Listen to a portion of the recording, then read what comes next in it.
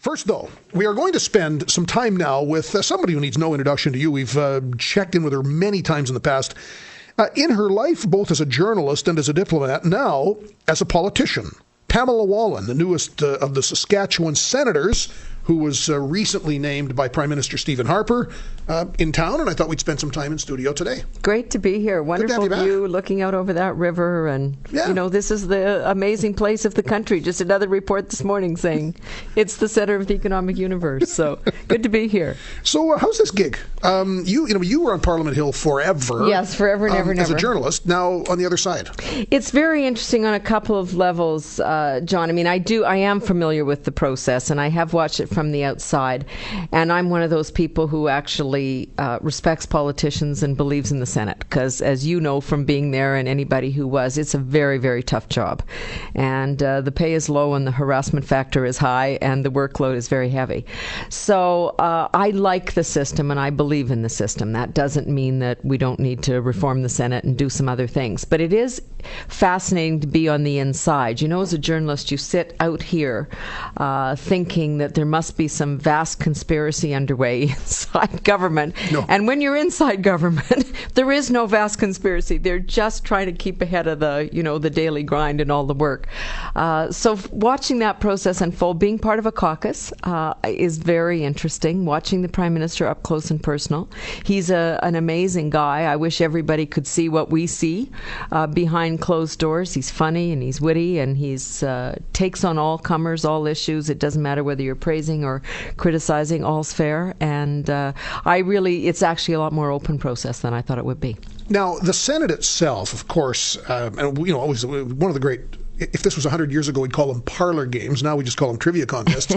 Name Saskatchewan's 6 senators. I mean, those of us who are political junkies can do that. But the average, I couldn't find, out of 10 people, you couldn't find 9.5 who could ever name our 6 senators because you are appointed. Now, in your appointment... And because there's a very low profile. I mean, it's not televised. It's not like the House of Commons. People don't get to see our faces. But in a way, though, I think senators naturally, and in my experience with senators, you've got a lot of hardworking senators who make an immense contribution, but there's almost this idea that they deliberately keep the light under the bushel barrel or the bushel basket because not being elected, if you stand up too loud and proud, someone's going to point the finger and go, hey, who do you speak for? Who do you speak for? I think that this is a very important part of the system. I mean, way back to 1867 when this whole concept was invented, it's been revised a couple of times because, of course, more land and territory was added to Canada. So we're now up to 105 senators. There's 2 really important principles. Second, eyes and ears. When you watch parliamentarians make legislation under the time pressure and under political pressure and under all of those things, you really do need that sober second thought to take a look at stuff outside the heat of the moment with a little distance, with people who, in fact, aren't answerable tomorrow morning to a voter, and therefore it means you're always considering that. We have the luxury of sitting back and saying, I'm not sure that's really the right way to go. So any piece of legislation, even if you write a book, you need an editor because somebody needs to look at it and say, I know you think it's fascinating, but it isn't all that fascinating, so let's tighten it up a bit. I think that role is important, and I think the regional representation is important. You, particularly in this province, I was meeting last night with the 4, Saskatoon MPs here at a dinner. Their areas are vast. They spend more time getting from one end of the country to of their riding than the other than a lot of politicians in the country spend, in a year doing that sort of thing. So it's nice to have that second round of regional representation. But I like what the Prime Minister has proposed in terms of some kind of term limits, maybe 2 terms of 4, 8 years, you're out. I feel that way myself, which is I have no intention of staying there till I'm 75. I think that you come and you have some ideas and issues that are important to you, give it your best shot, then move aside so some other people who are young and active and energetic can come in and do it. If by convention, and a Prime Minister could do this. I mean, constitutionally, our senators are appointed. But by convention, if a Prime Minister simply at some point, as Prime Minister Mulroney did back in the 80s, but you had enough of these appointments that it became a convention where the PM simply said, look, I will exercise my prerogative to appoint. Only name I will appoint is the name I get from an election from that province. Yeah. What would be wrong with that? I don't think there is anything wrong with it. It's just that what we don't have now are other parties who believe in that notion. The NDP want the Senate abolished. The Bloc basically want the Senate abolished. The Liberals don't want Senate reform or the Senate abolished. They like to use it, with the exception of premiers like Dalton McGuinty, who would prefer to see the Senate abolished than reformed.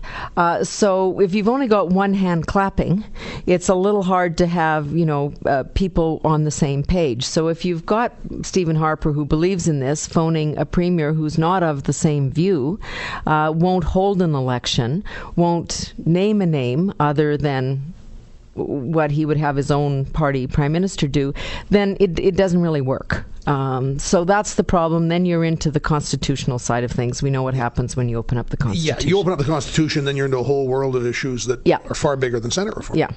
So Pamela Wallin with us, the newest senator from Saskatchewan. So for you, when you look at the representation issue, the regional issue, what's been the biggest eye-opener for you?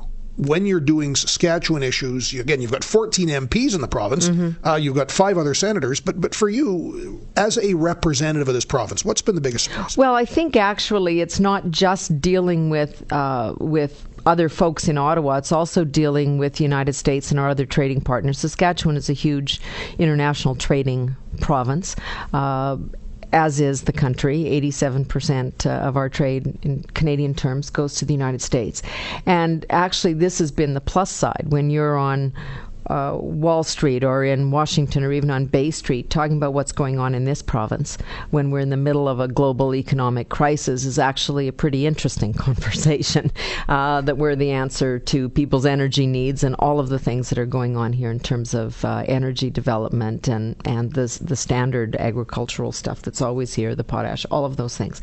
So it's great. But it is really always, I think, explaining what an important part of the country this is. We know where the vote-rich provinces are, and we're forever, and politicians are forever, drawn into the Quebec-Ontario axis, because if you need to win an election, then you've got to collect the votes there. So I think it's really important for the rest of us to say, hello, there are changes going on. Populations are growing and shifting, just as we saw people from across Canada move to Alberta. We're now seeing people from Alberta and across Canada move to Saskatchewan. There are going to be increasing numbers. And people have to start recognizing that there are other influences in this country. Pamela Wallin with us, Saskatchewan's newest senator.